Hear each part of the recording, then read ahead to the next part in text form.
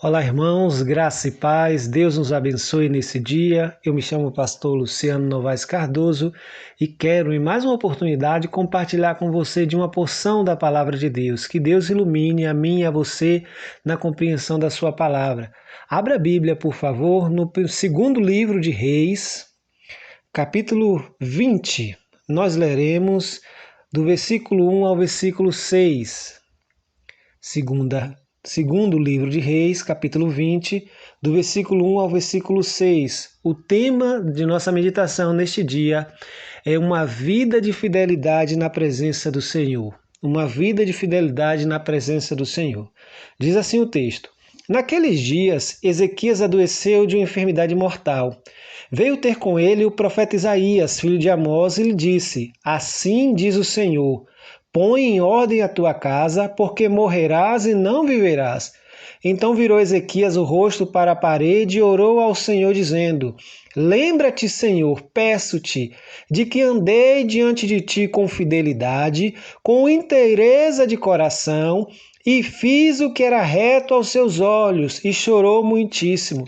Antes que Isaías tivesse saído da parte central da cidade, veio a ele a palavra do Senhor, dizendo: Volta e diz a Ezequias, príncipe do meu povo: Assim diz o Senhor, o Deus de Davi teu pai: Ouvi a tua oração e vi as tuas lágrimas.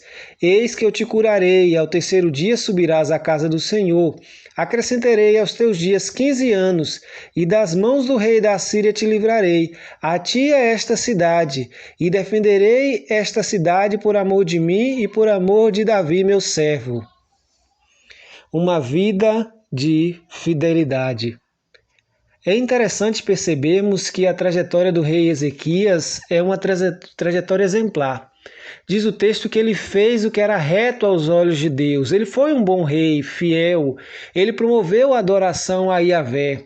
E ele recebe então a notícia, ele é acometido de uma doença grave, de uma doença terminal.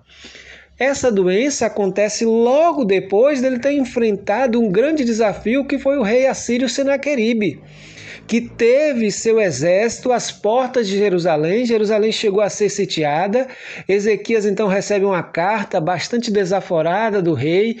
Há uma ameaça eminente da destruição de Jerusalém. Ele sobe com essa carta ao templo para clamar a Deus o livramento. Deus o livra e logo após esta grande vitória, este grande livramento, com o anjo da morte indo até o acampamento assírio e arrasando o exército assírio, Ezequias é acometido de uma grande doença. Aqui a gente precisa aprender a primeira lição. Não é o fato de que você é justo, de que você é fiel, que te livrará das adversidades, dos problemas, das crises, das situações difíceis.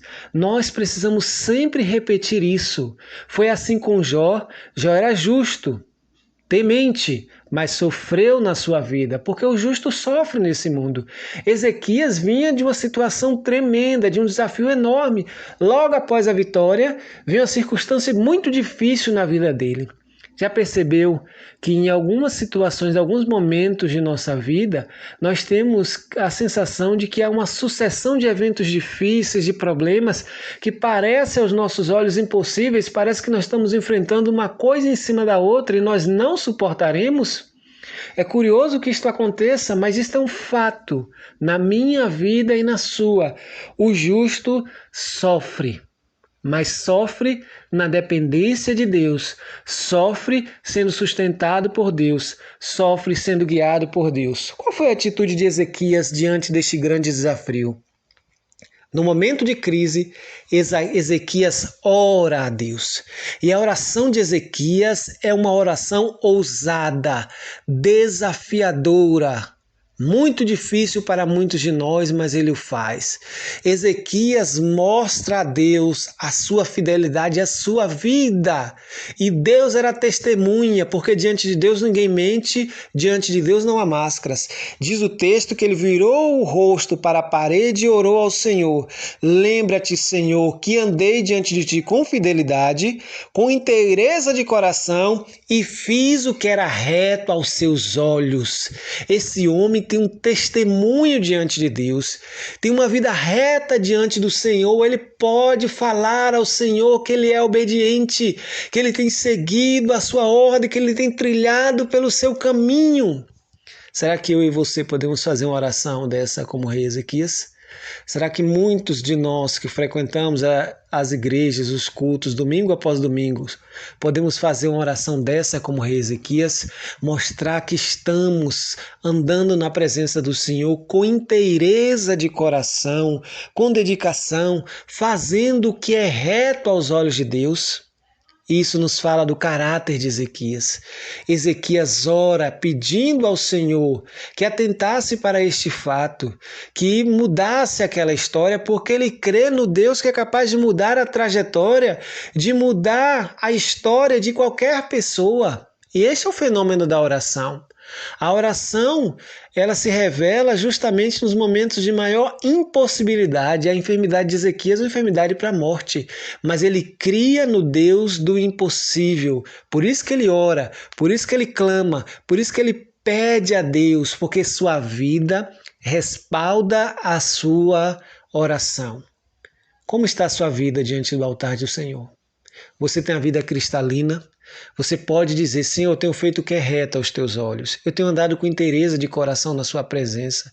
Minha vida é um livro aberto, não há páginas retiradas nem ocultas. O Senhor sabe que eu tenho lhe obedecido. Será que nós temos feito isso? Este é um desafio de Ezequias para mim e para você. Que a nossa vida possa respaldar as nossas orações, não numa troca, não como forma de barganha, mas pelo contrário, como demonstração de obediência, de amor a Deus, de fidelidade, de comunhão a Deus. A atitude de Ezequias revela dependência, revela intimidade, revela coragem. Qual foi a consequência de sua oração? Diz o texto que antes que o profeta Isaías saísse da parte central, o Senhor diz, volta lá. Diz a Ezequias, o príncipe do meu povo, ouvi a tua oração e vi as tuas lágrimas. Eis que te curarei. Ao terceiro dia subirás à casa do Senhor, acrescentarei 15 anos e te livrarei da mão do rei da Assíria. Ouvi a tua oração e vi as tuas lágrimas. Queridos, assim como o rei Ezequias, nós precisamos ter esta plena convicção. Deus vê as nossas lágrimas e as nossas orações, ainda que muitas vezes tenhamos a sensação de não estar sendo ouvido, a sensação de abandono, a sensação de estar sozinho em meio a um problema, porque a resposta parece tardar. Você ora e o contexto parece não mudar. Deus vê as nossas orações e as nossas lágrimas. Isso é lindo. Há um texto no Salmo que diz, não estão as nossas lágrimas escritas no teu livro? As lágrimas dos servos de Deus não caem no solo em vão, não são derramadas a esmo. Pelo contrário, Deus se preocupa com as minhas e as suas lágrimas. Nós precisamos entender que o ministério da oração requererá de nós também, muitas vezes, lágrimas, e que estas lágrimas são preciosas aos olhos de Deus. Deus não é frio, Ele não é impassível, Ele não é insensível, pelo contrário, Ele se mostra amoroso, misericordioso para com aqueles que se quebrantam na sua presença, para aqueles cujo coração está contrito diante do seu altar. Como é que está o seu coração e a sua vida? Ezequias demonstra, neste curto trecho do livro de Reis, a profundidade do seu relacionamento com Deus, a sua comunhão, a sua confiança, a sua fé, a sua dedicação. E Deus responde a sua oração. Se nós tivermos a mesma atitude de Ezequias, Deus também responderá a minha e a sua oração. Como disse, não numa atitude de troca, de barganha, porque com Deus isso não funciona, mas como fruto do amor, da comunhão, da bondade de Deus, do reconhecimento de que Ele é o Senhor. Que Deus nos abençoe nesse dia, que console o meu e o seu coração no nome de Jesus.